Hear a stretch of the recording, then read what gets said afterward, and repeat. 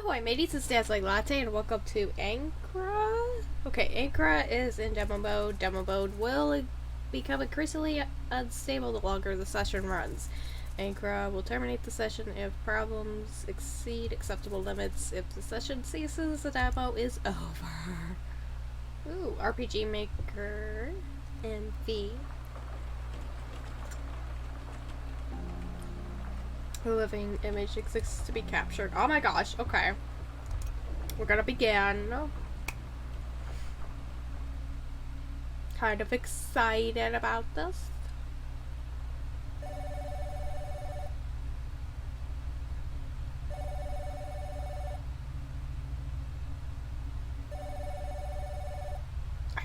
I forget what. Okay. I was doing a lot of research last night for games to play and I forgot what this was about. So this is, oh. Okay, contacts. Wait, I'll take the address book. Oh, what's that? Yeah, I'll take the apartment key too.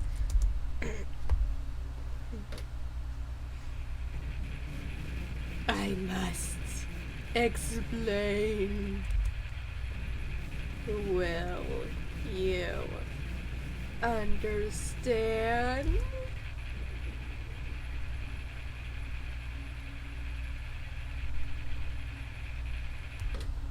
Okay.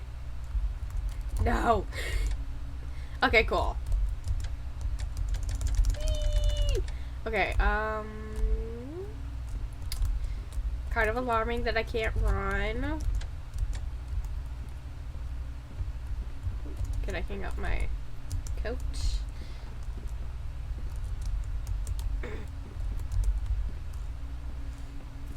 No turning back now. Okay. Well, I'm gonna turn this light back on too. Like, come on. Nope, can't do that. Door's locked. But I have the key! Apartment key unlocks the door. You discard the apartment key. Okay, I like the fact that you actually have to go into your inventory. It doesn't just use it for you. You have to go into your inventory and you have to, like... Yeah, no. I like that. For Sevens games. Ancra. Oh my gosh, this looks so cool. This looks so cool.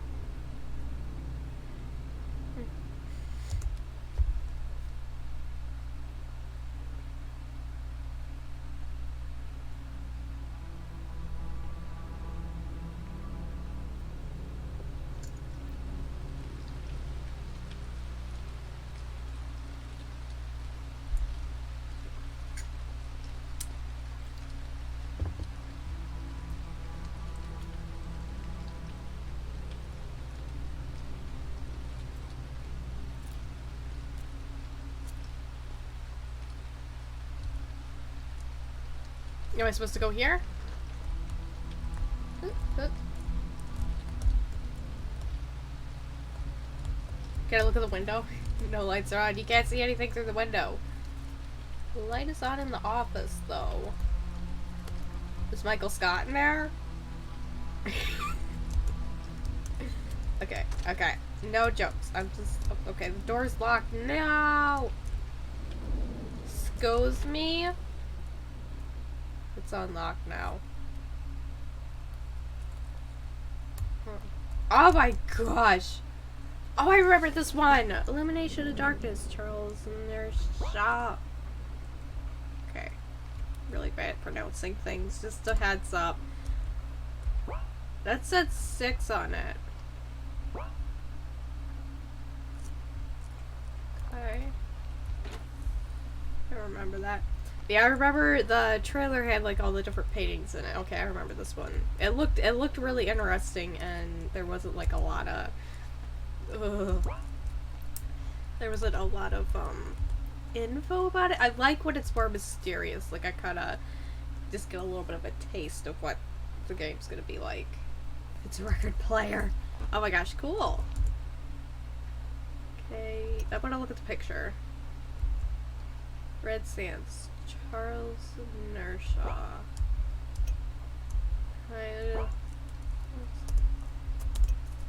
want to see if there's like another number in the painting. There's nothing here to burn.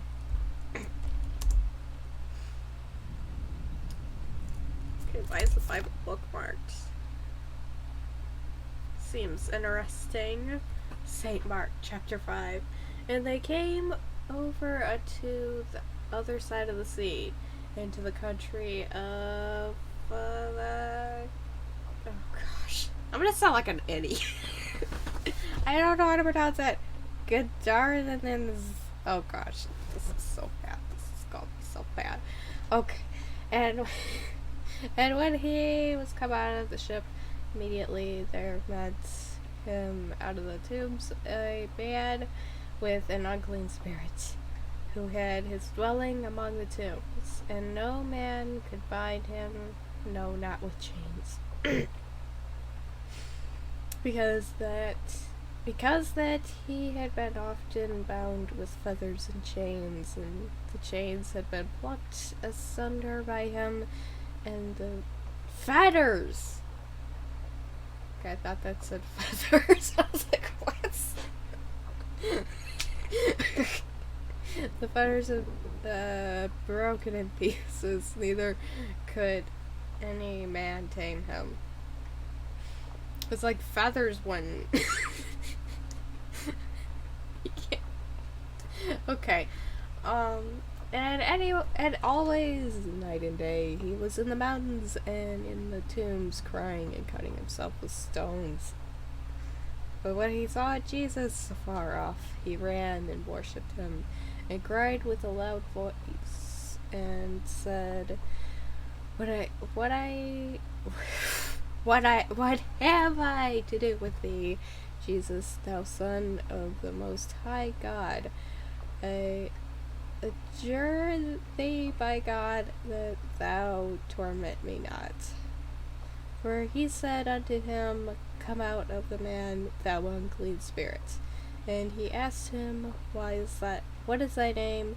And he answered, saying, My name is Legion, for we are many. Okay, so anyways, I don't think I've ever read the Bible, so excuse me if I'm just terrible. Also, oh, I can click. Oopsies, sorry. Can you see my mouse? You can't see my mouse. Good. Okay. Oh.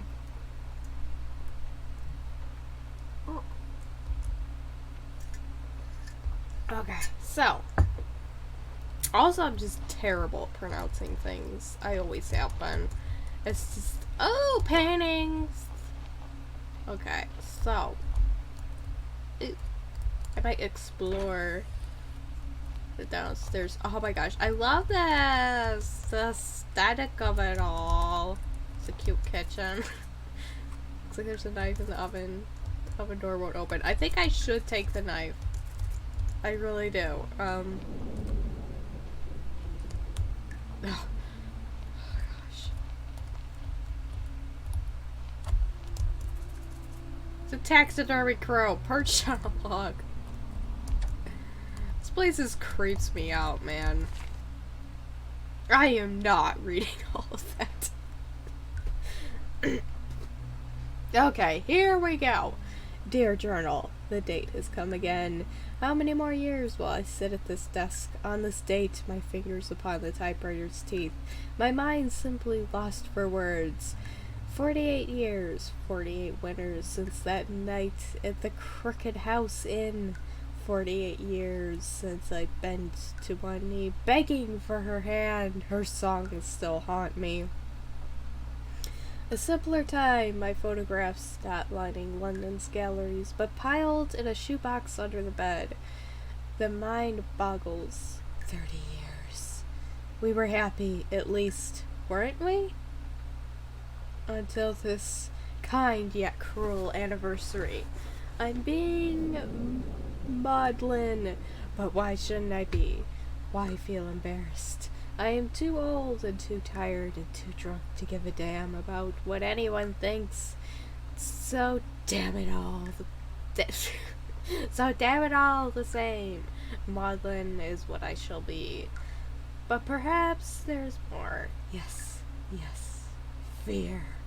Today I visited the abandoned inn, and now the building chills my heart.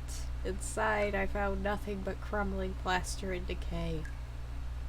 Yet the lens of my camera revealed a darker secret. Arcane symbols littered the walls, scrawled over the degradation. At first their meaning eluded me, but the longer I peered through the eye of my camera, the more I understood. A fire both purifying and binding, a corpse lifeless but tethered, a blade gleaming with blood, a cup, its contents cast upon the floor, waiting to be refilled. I rushed outside. There waiting was an apparition, a stranger, malevolent, smiling eyes. My apprentice will think I'm mad.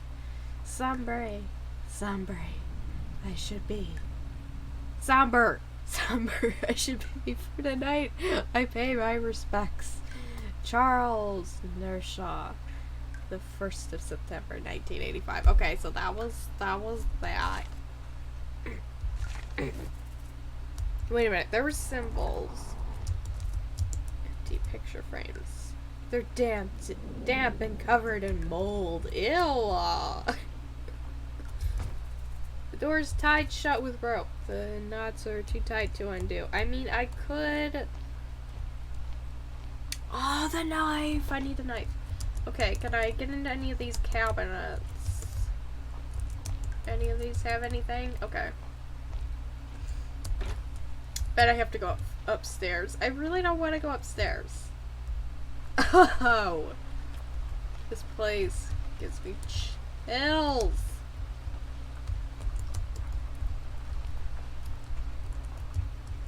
Can I light a candle? Oh my gosh. Okay, I'm gonna go into this room first.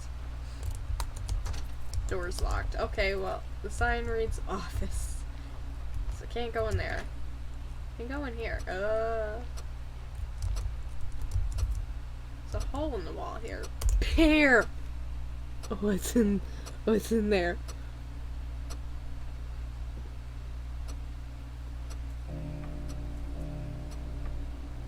Okay.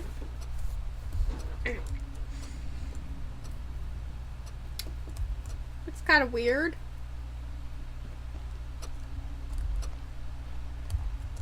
Okay. Anything in the closets? There's a box atop the wardrobe. It's too high for you to reach it. Oh my gosh, everything. Oh yes, thank you. There's a gold flip lighter here. Take the lighter. I took the lighter. Oh, a nice little balcony.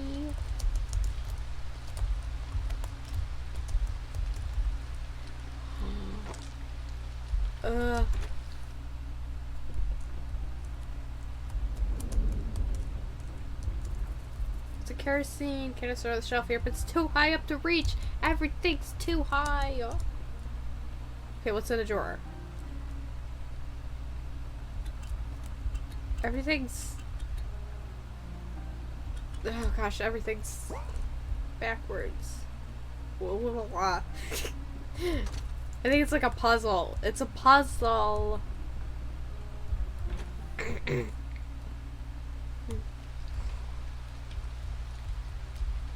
think one of the times I go across there is probably gonna just wait. Thank goodness. It's probably just gonna, you know, that doesn't sound fun.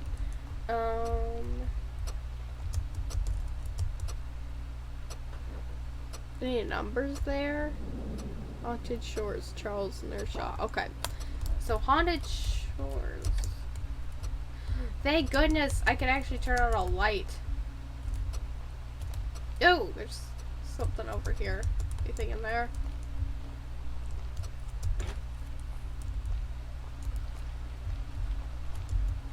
No. Okay. Door's locked from the other side. Doorknob is missing. You can't get the door open. No. Okay. So I'm gonna go back on into here. Gotta be something through here.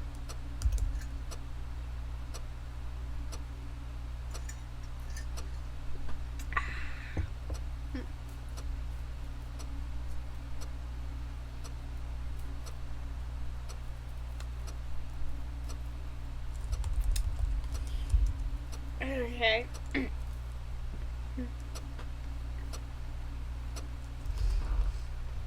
Okay, I might read Haunted Shores. See what's going on with that. Maybe there's a clue.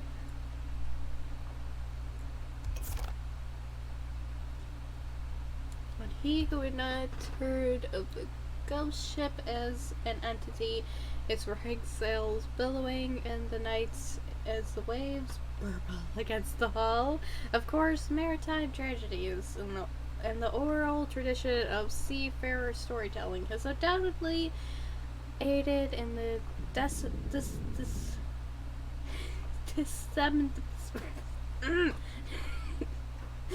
dissemination of these legends. But who can admit to an actual sighting of such a phenomenon? Only the very few, and often the most unreliable of men. Still, as we've seen, the British shorelines are filled with stories of ghosts and specters, phantoms, and creatures from the deep.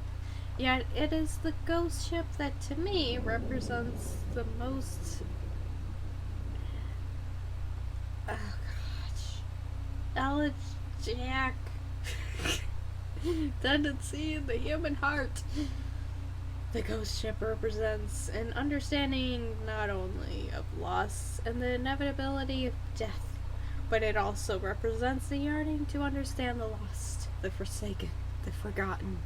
It has often been stated that in centuries gone by, a ship mirrored the class system found in the British Isles. Oh my gosh, I'm still getting over my cold. Right now it's the 2nd of October and I'm just still a little...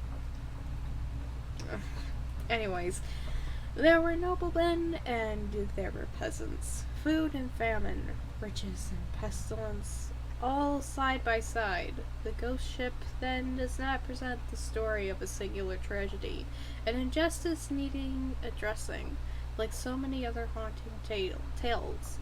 No, the ghost ship appears as a cultural and folkloric tradition, a tender expression of mourning for societies and cultures now long gone by. A whole world, now dead and forgotten, drifting away on the sea. In the ghost ship, truly we see ourselves, for one day our society will be forgotten too. Our names, our loved ones, all will be is tobacco tinged breath in the air as another seafarer in times to come encants our twisting, tragic tales. Like the ghost ship itself, will disappear in the same instant, in a cold whip of the wind. Oh, my sinuses. My sinuses. Oh. Whew. Sometimes it just hurts. Oh my gosh. I'm blowing my nose a lot. Okay. So, I got nothing for that. Okay, what is this? This is a Brent Sands. Okay, what's, A Life in Pictures. For Nurse Shaw's generation, and unlike the celebrations of New Year's past, the arrival of the 20th century represented the very horizon of the future. The world was soon to change, and furthermore, for the then 18-year-old Charles, the wealth of professional opportunities available to him was ever expanding. Nevertheless, Charles was conflicted, and whilst he'd shown a keen aptitude for both the sciences and the arts in his earlier studies, in July of 1933,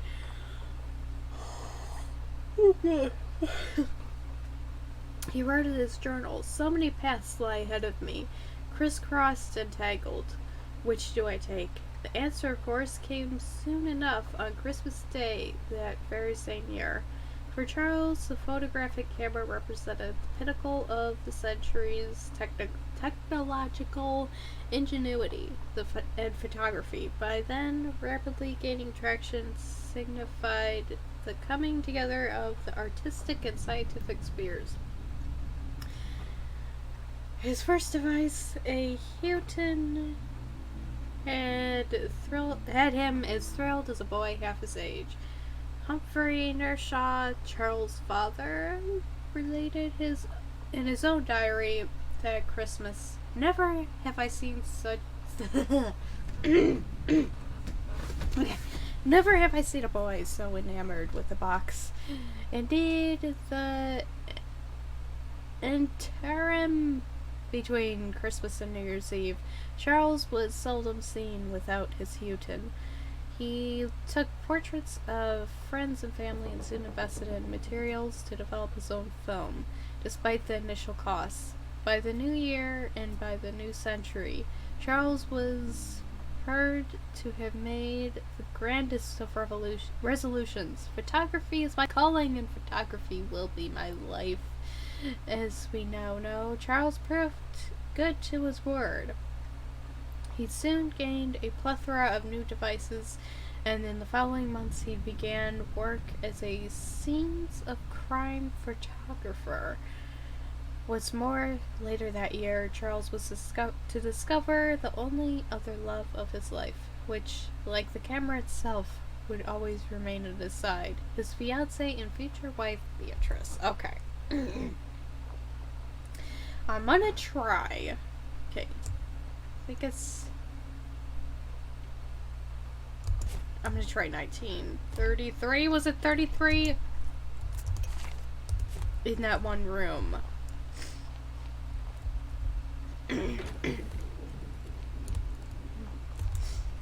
Wrong way.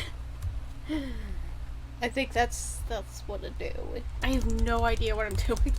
But yeah, I feel like I'm doing this wrong.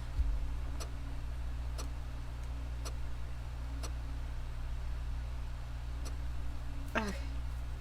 Wait, there's a grandfather clock in there too. Oh! I forgot. I need to use the lighter to light the candles. Okay. Oh, the journal. The journal. The journal. That would... Oh my gosh. Okay. I gotta look at the journal.